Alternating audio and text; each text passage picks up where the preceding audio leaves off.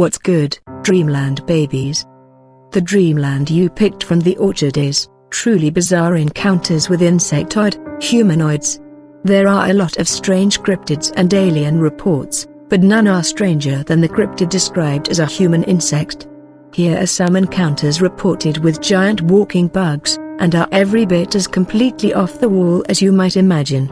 Encounter 1, witness Ricky, who called in his experience on the show Coast to Coast AM on September 27, 2016. He explains, at about 9 o'clock, everyone decides to go to sleep and my friend and I were left staring at the bonfire.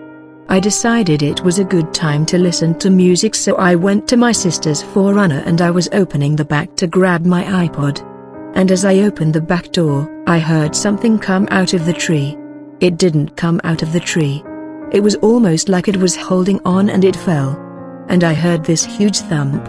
I could feel it. And as I had a flashlight on me. I looked over at the tree I heard the fall from, and I swear on my life and I swear to God, honest to God, I saw a 6 to 7 foot tall praying mantis. And as I laid eyes on it, I completely lost breath. I was completely taken aback. It took a step back and it became completely invisible. I could not believe what I saw. I slammed the door and I ran back to the campfire. I alerted my friend. I woke everyone up and no one would believe me. I was really upset because I knew what I'd seen. So that happened and my friend didn't believe me. He was laughing at me, and then all of a sudden I could hear all these things surrounding us, and finally when I brought it to my friend's attention, he kinda put his ear to it and he heard it too.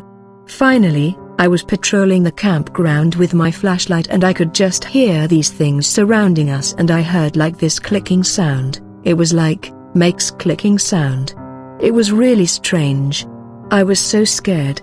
What was this creature? And just imagine if that happened to you in the woods. Another account comes from researcher Albert Rosales, and it's a camping encounter. The witness was camping out in isolated and remote woods of Poland. The woman was walking through a meadow, on her way back to the campsite from hiking. She was approaching her tent when all of a sudden, something drew her attention to an odd figure squatting down next to the nearby lake. She jumped and was freaked out. Remember, she is in an isolated place and nobody should be around. Curious. She approached until she was only 8 meters away. That's when she started realizing that this was not a human being. To her this thing was half insect half human, around 5 feet tall and with extremely thin limbs, a grayish-beige in color, and possessing extremely huge eyes just like those of an insect, and thin insect wings. The witness said the creature was startled and surprised, very much like she was. It was discovered, and this is what she said: "It gazed at me and I knew that it did not know what it would do.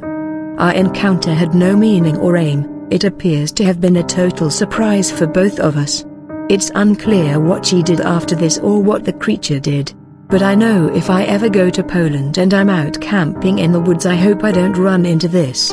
Another report from Albert Rosales, and comes from the files of MUFON, the Mutual UFO Network, and describes a fantastically weird encounter that happened on April of 2016, in the area of Zygi, Cyprus. The witness says she was just kicking it with her BFFs in her yard, like every other time, but this time out of nowhere they all seen a UFO, followed by an insectoid-appearing occupant. She says, "My 2 friends and I had just finished our meal and were out in the garden talking and drinking, not alcohol. One of my friends had gone into the kitchen to refill their glass, whilst me and my other friend remained outside. After a moment of silence, my friend pointed out an unusually bright star moving across the sky, assuming it may have been a comet or something. After a brief moment, I looked up at it again to realize that it was stationary, around 75 to 100 feet above the tree line. I sat there, staring at this thing, just in complete shock. Every 15 seconds or so it would lower its altitude, until it was only a couple of feet from the treetops. The weirdest part about this is that absolutely no noise had been emitted thus far. I tried to get out of my chair to hurry inside, but I felt an overwhelming feeling of paralysis, as did my friend. I turned to her and asked her what was going on, but she looked frozen in fear. After what felt like hours, something appeared from around the trees underneath the triangular craft. It was a humanoid figure, with a head similar to that of an ant, and skin like a crocodile. It had extremely small eyes in proportion to its head, and long, thin appendages. It walked right up to the fence, before sharply turning and sprinting into the darkness of the trees. After a brief moment of complete fear, dread and anxiousness, the craft moved in a linear path towards the west, before becoming no longer visible.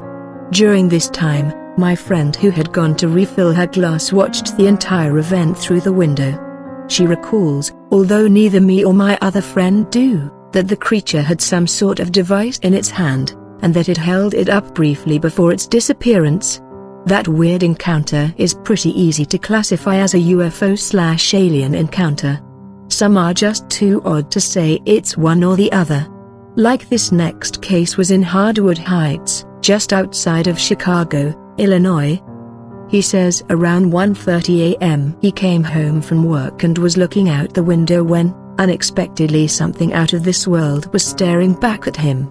This was on an episode featured on Coast to Coast AM on August 16, 2017. He says of the incident, "I looked out to the window to across the street and I saw a crypto, if you will, a Mothman-type insectoid, small body, unusually large head, normal, no red eyes, and it kept staring. I went to make tea, fed the cats, came back, rubbed my eyes to see if I was tired and seeing things, and, sure enough, it was there. One important thing, there was no foreboding fear. None whatsoever. That I found interesting. I was shocked, as many people that had seen similar things. I went several times. I would say about 4 to 5 times, just peering outside, looking at the window, and it just stood there. I live in a small town near Chicago. I figured police would do their rounds or someone would see it. You could hear a pin drop. It's a very small community. Sure enough, no one was around. It did not faze me to take a picture. I did have a smartphone at the time, right, but overall no fear, and absolutely, you're just there in the shock because you just can't believe what you're seeing. You listen to accounts but you never think you will be in that situation. I went back several times. I was listening to your show that night, peering out every now and then. It just kept standing there. In the morning I went to see any trace of anything. It was gone, so, yeah. Above all, I would say the strangest thing would be I was not afraid at all, and it shocks me to even say that now. Thinking back over the several months and years, I talked to friends, they have an interest in it. I kept thinking it was crouching like a runner would be, so it could have been taller, as many people claim to it being 6 or 7 feet. It was almost as if definitely the body was much smaller and the head came to a point, almost as if, you know the old cartoons from Mad Magazine, Spy vs. Spy, with the nose, if you will, comes into like a parrot's or a bird beak, but there's no beak, so it is very kind of pointed protruding face, if you will, but again, there were no eyes and there were no facial features, but again, in that humanoid design that's where the face would be, of course, so yeah. But the head was much bigger than the body. The Chicago area seems to have a lot of cryptids and insectoid reports. Very strange looking ones and very hard ones to classify. One comes again from the files of Albert Rossales. This witness was sleeping on a sofa while at a friend's house in Chicago, Illinois. We've all had sleep paralysis, but this was something else. He woke up from a deep sleep and from a breathtaking sensation of terror, made defyingly worse when he discovered that he was unable to move or yell. He started looking all around the room in a terror. Suddenly, in a dark doorway, wearing a black and purple cloak, looking like a 7-foot-tall humanoid-like praying mantis, was staring right at him. This god-awful creature then approached the man and reached a skeleton hand with thin, creepy long fingers out to touch his shoulder. This is when the witness lost consciousness. The witness awoke the next morning to the creature being gone. Thank God, we have all spent the night at a friend's house and sometimes woke up in the night looking around, or freaking out for a second like, where am I at, But I don't know about this. I don't think I would ever stay at my friend's house again. Another report from Chicago comes from Phantoms and the Monsters. The witness was outside smoking a cigarette at Willis Tower. He looked up and looking like it was up to something was a winged humanoid, trying to look like a gargoyle. Then it moved, unfurled its wings, and jumped off the building, soaring down then up into the sky.